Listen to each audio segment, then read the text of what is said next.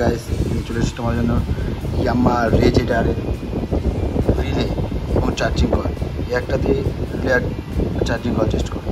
এটা দিয়ে পাওয়ার যায় 12 ভোল্ট, আর এটা থেকে সেলফ নেয়, প্লাস এটা থেকে চার্জিং করো।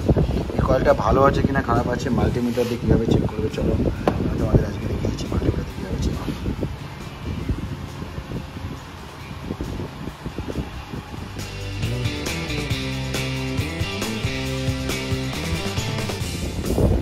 পঞ্চাশ থেকে 100 মধ্যে থাকবে এই কয়েলটা, ঠিক আছে? দেখুন কয়েলটা ঠিক আছে।